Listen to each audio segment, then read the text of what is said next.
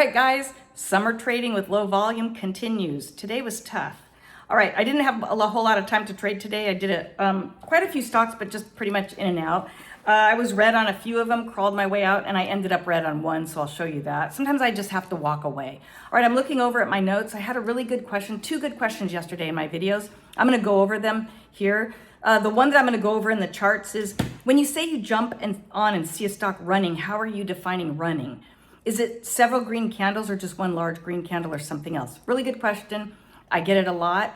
And I try to answer it in every video, at least with one or two tickers to show you exactly what I'm watching. And it's usually several things I'm watching.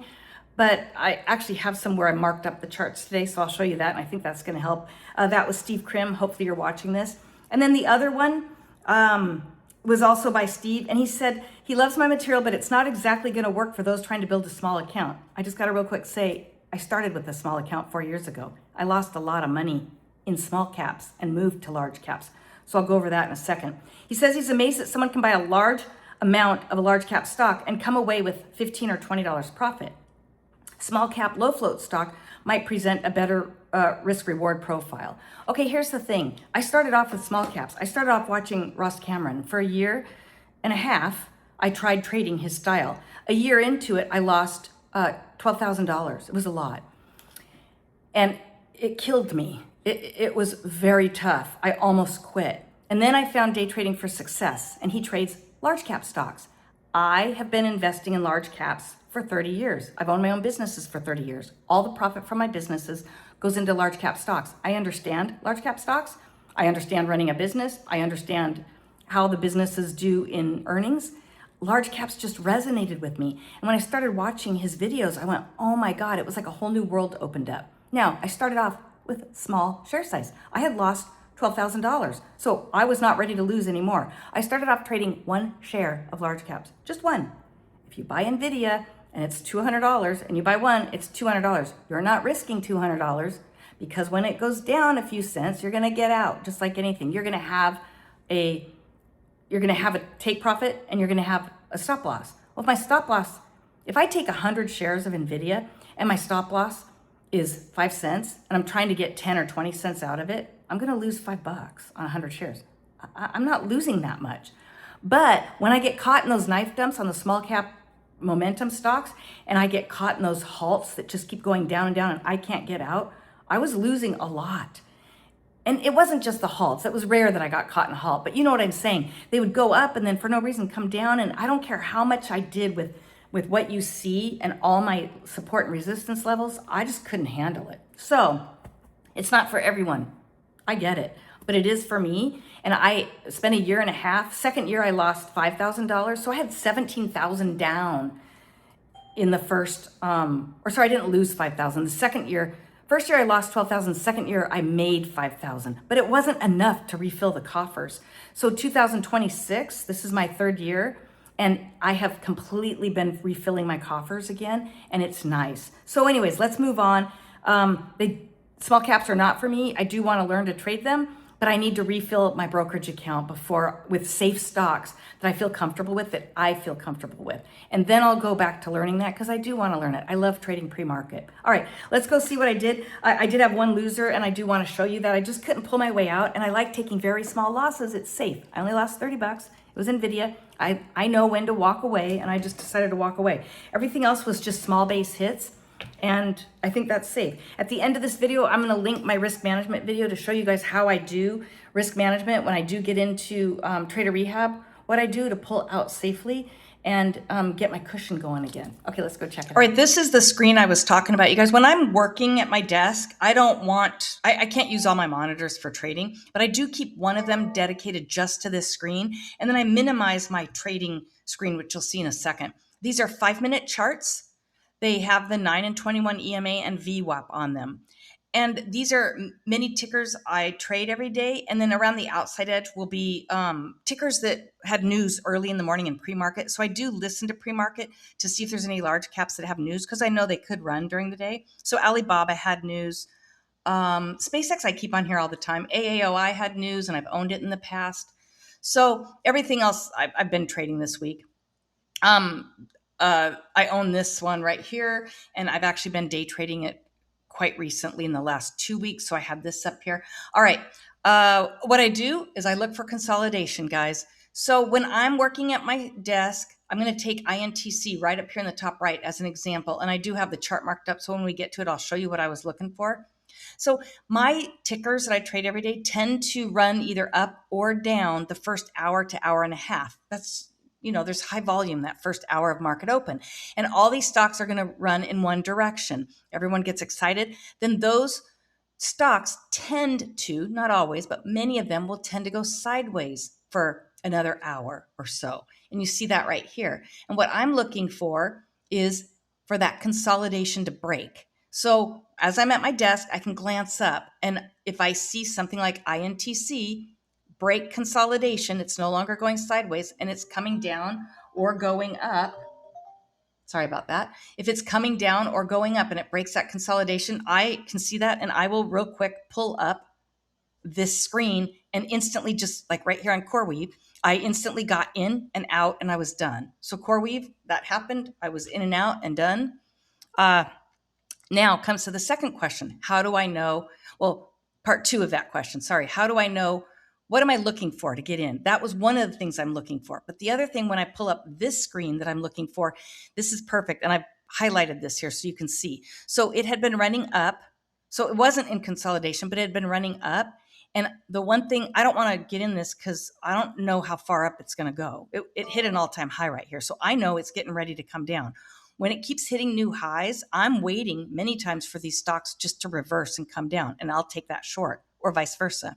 So what I saw here is I started watching it right in here, and I saw this 109.90 right here. It kept hitting new highs, new highs, new highs. And I thought, I'm just waiting. I'm going to sit like a fisherman. I'm going to wait for this thing to come down. And it did. It turned around. And here's what I watch.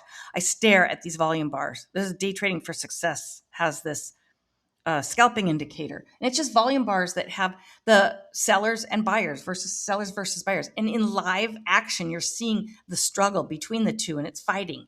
So I'm watching for, here it was all buyers at the top. Let me pull this over. This was all buyers at the top.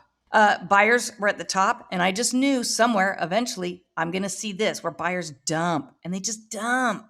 And then sellers start taking over. And I waited. I didn't want to get on this candle because I was waiting for it to get past this halfway mark. And then once it gets past that, I jumped in right here. I got in. It was 200 shares. I've seen this pattern before. I know it. It's eventually going to come down. And I knew it would come down at least to the 9 or the 21. And it did. It came down. I held on for 2 candles. And then I got out right here. And then I look here and I realized, oh, boom, we're coming up again. So I got right back in and got out. So this was like a little micro pullback, basically, back to the 9. But it just went sideways, which is perfect. And it's a doji candle, too. It just didn't do much. And so I knew I wanted to get back in because right here, it just goes right up. So that's it. And I was done. I just want to move on. I don't want to sit here all day and stare at this because I love trading. I will get caught up in it and I'll just keep sitting here and going. And I've got a lot of work to do. So that was it. I took advantage of that. Okay, let's move to INTC. I believe I marked up the chart on INTC. Yep, this was a good one to show you. Okay, right here I was actually watching level 2. So you can see the buyers and sellers here. And right in here, I traded this going up. I was waiting. We had this big push. So when we have a big push like this, usually in a couple candles, we'll come down and pull back to the 9. And I've just gotten used to knowing that. And I trade INTC almost every day and I at least watch it. So I'm just focused on this scalping indicator. And a lot of what I do is staring at this. And I'm hovering over either the buy, ask, or sell the bid. Sometimes I'll use market orders. It just depends. This has a very low spread, so I could have actually done market orders just fine. But I'm trading high share size. So usually what I'll do is I'll enter on a limit order and I exit on a market order.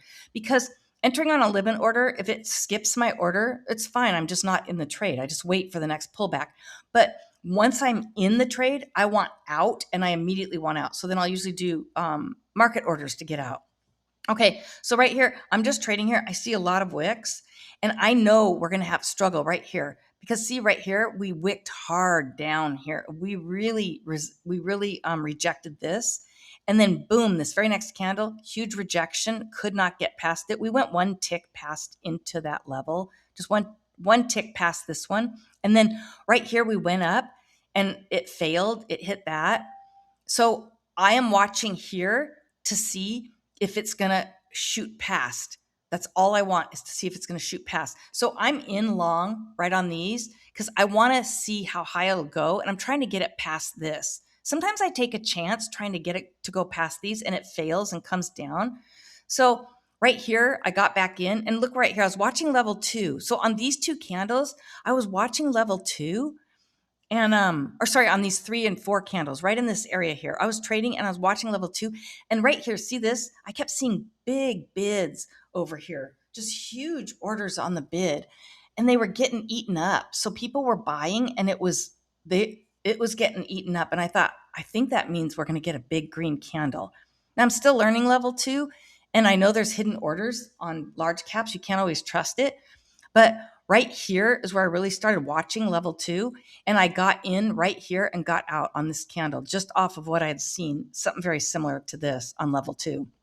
So that was it. I knew this was going to be a tough area, and I did take a couple losses right in here just to get this 55.22, and it's fine. I get out really fast. When we can't get past the level, I just get out fast for a few pennies, and I just keep trying until we get past, and we did. So I was done there. Okay, let's do Marvel. Marvel, $39.58. I just took a few quick scalps, and this was good. Again, I'm trading off the 9, and I'm trading right at the open. We see this go up, and you see it in a lot of stocks. It'll shoot up the first 10 or 15 minutes, and then it only goes so high and it fails. And I was waiting for this failure. So I got in here, 25 shares, and immediately got out because it did not go past that level. It was failing. And I just got out, and I'm watching again the scalping indicator. Look at sellers just shot up. I mean, shooting up, and buyers came down on this candle. So I had gotten in, and I was watching this and saw that the buyers were at the top, but the volume had come down. So I knew it was probably getting exhausted, and I got in here for the short, and then I doubled down right here, and then I ended up getting out in here. So, or let's see, 50 and 50. No, sorry, I didn't double down. I got 25. I got 25 here to go long, and then saw that exhaustion, and then sold out. And then right here, right, I wait to make sure it's exhaustion. I make sure that it's coming down. I want it to definitely get past that wick there.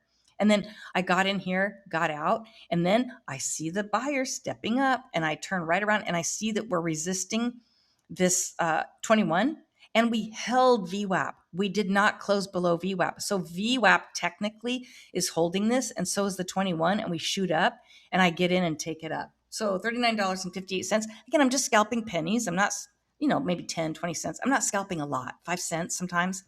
But I get out for low losses as well. All right, MU was $40.50, and I'll show you what happened here. I don't trade MU really well, but I try to trade it every day. It beats me up. It has a high spread, but I want to get really good at it. So I just go low share size, 25 shares. And this is what I saw right here. So we're coming up and we're pulling back to the 9, come up, pull back to the 9. These candles are really big though, and I feel like we could be getting exhausted here. And I just want to be really careful because it is MU and it's pretty high on the day. You can see over here, it's just gotten really high. So right here, this started wicking, and we started seeing the sellers stepping up, and volume went past that half or that average mark and shoots up. So I get in here and immediately get out. And then, I scaled in here. Actually, it was taking and scaling in, and then I bought my way out. So that was just $40.50. And I actually just captured that perfectly. Okay, let's go to Nvidia. Nvidia did not trade this well. Every now and then it just happens to me. I traded a lot. I should have done better than this.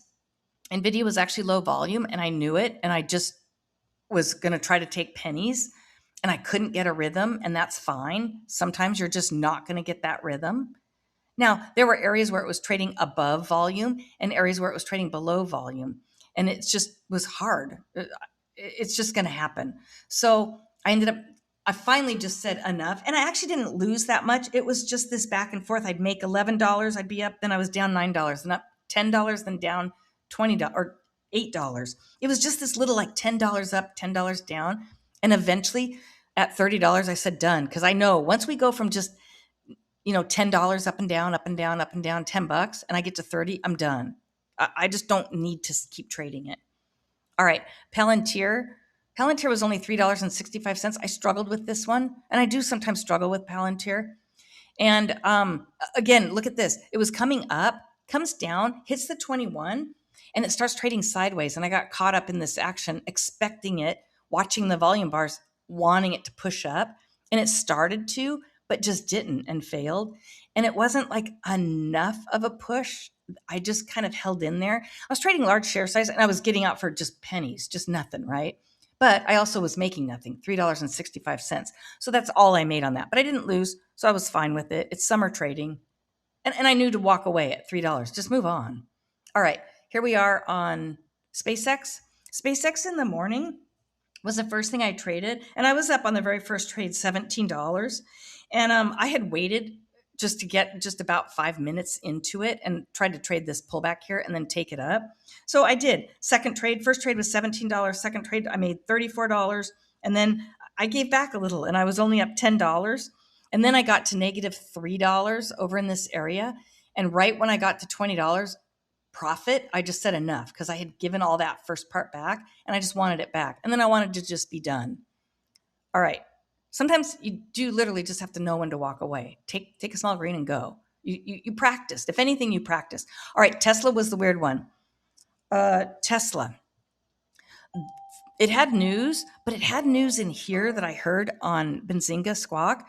And somehow it must have been, the news must have hit somewhere else first. And it shoots up and shoots down. And by the time I heard the news, it was here. And that scared me big time, you guys. So I did not want to hang out on this trade, but I was hoping that other people like me would get into it late because many times that happens. I trade these stocks all the time. News hits, then it comes, pulls back, and then other people hear about it and it goes back up again. So I was trying to capture that and it just didn't happen very much. Like I made pennies. It never got me that big push, but I made pennies. I made 23.02. And then let's go to, I believe that's it. I do believe that's it. All right. My total was, let's see, 188.37. Not a lot, but my goal is 200 a day. So I was a little below it in low volume. So not bad. Okay, guys. I'll link the video to my risk management if anyone's interested to see how I pull out of red days. All right. Please let me know how you did. I love that. I just love hearing that. We're all in this together. We're all learning. Okay, bye.